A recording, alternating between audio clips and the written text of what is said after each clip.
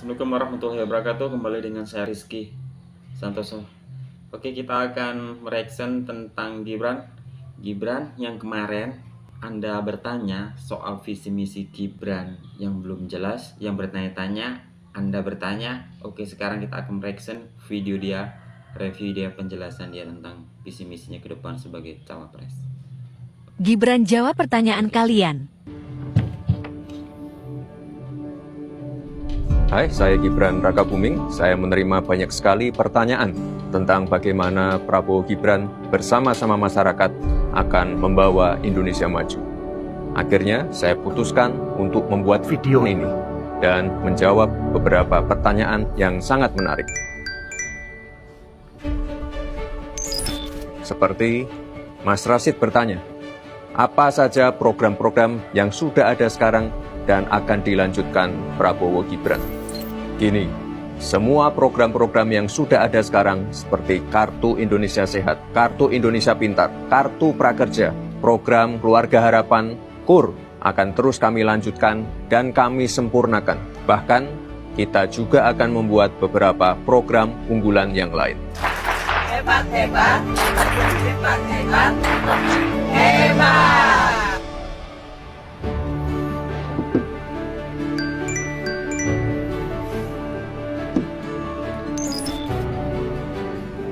Mbak Tia penasaran, makan siang gratis dan susu gratis itu gimana sih ceritanya? Program ini adalah program yang paling dibutuhkan oleh anak-anak Indonesia dan ibu-ibu yang sedang hamil. Untuk membangun generasi emas, kita butuh anak-anak yang sehat.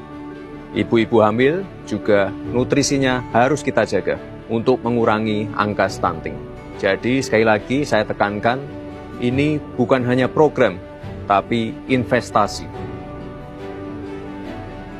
Selain itu, program ini dapat menjadi stimulan untuk memajukan UMKM, pemilik warung makan atau warteg. Kesejahteraan mereka membaik, roda ekonomi berputar, dan tentunya gizi anak-anak dan ibu hamil lebih terjamin. Ini nih, Mas Salam mau tahu apa pentingnya hilirisasi untuk dilanjutkan. Kita harus keluar dari middle income trap. Maka hilirisasi kita lakukan untuk penciptaan nilai tambah, sekaligus melipat gandakan GDP. Dampaknya apa? Penciptaan jutaan lapangan kerja, rakyat pun semakin sejahtera. Indonesia merupakan negara yang memiliki cadangan nikel terbesar di dunia dan cadangan timah terbesar kedua di dunia. Kita akan hilirisasi kekayaan tersebut, mulai dari kekayaan mineral, perikanan, kelautan, pertanian, sampai ke hilirisasi digital. Mas Andi juga tanya, kalau hilirisasi digital itu bagaimana? Bukan saja hanya kekayaan alam, pasar ekonomi digital kita sangat berpotensi untuk dihilirisasi, karena merupakan salah satu yang terbesar di dunia. Sehingga dampak dari kemajuan teknologi dapat langsung dirasakan manfaatnya untuk masyarakat Indonesia. Jangan sampai kita hanya jadi pasar saja, tapi kita harus menyiapkan talenta yang handal, sampai dengan teknologi, dari infrastruktur, sampai dengan produk digitalnya. Mbak Amel bertanya, apa benar kalau Prabowo Gibran menang, pajak akan naik? Nah ini nih, banyak yang salah mengartikan. Menaikkan rasio pajak itu berbeda dengan menaikkan tarif pajak. Lalu bagaimana cara kita menaikkan rasio pajak?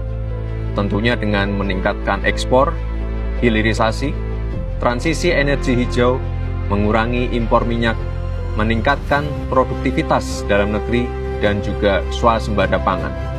Menaikkan rasio pajak berarti meningkatkan penerimaan negara. Maka ke depan perlu dibentuk Badan Penerimaan Negara yang ada di bawah komando langsung dari Presiden. Sehingga ke depan Dirjen Pajak dan Bea Cukai kita jadikan satu. Maka dalam hal ini Badan Penerimaan Negara hanya fokus pada penerimaan negara saja, tidak lagi fokus pada pengeluaran. Semoga terjawab ya. Mbak Rani bertanya, IKN gimana mas? Pemerataan pembangunan itu wajib. Pembangunan tidak boleh lagi Jawa sentris. Saat ini investasi di luar Jawa sudah meningkat mencapai 53%. Dengan adanya pembangunan yang berkelanjutan di IKN akan membuka titik pertumbuhan ekonomi baru, meningkatkan akses dan konektivitas, serta membuka lapangan kerja. IKN ini bukan sekedar membangun gedung pemerintahan, tapi merupakan cikal bakal pemerataan pembangunan Indonesia. IKN adalah showcase transformasi pembangunan Indonesia. Jadi, boleh nggak Indonesia maju? Boleh. Boleh nggak Indonesia sejahtera? Boleh. Boleh nggak Indonesia bahagia? Boleh. Boleh nggak Prabowo Gibran? Boleh dong. Prabowo Gibran. Wes ah, Itu udahan tuh. syutingnya ya, saya mau kerja. Yang kemarin bilang penasaran, yang katanya wapresnya nomor 2 ini anak ingusan, yang capresnya penyakitan, terus yang nggak bisa kerja, yang anak ingusan. Inilah yang akan dikerjakan sama orang itu. Ya terus terang ya, yaitu mengalir ke apa yang udah dicapai sama Pak Jokowi, diteruskannya lagi gitu. Jadi nggak akan percuma kita udah Pak Jokowi capek-capek kan membangun Indonesia ini, terus ganti presiden terus dibiarkan aja, nggak. Ini akan dilanjutkan sama Prabowo Gibran.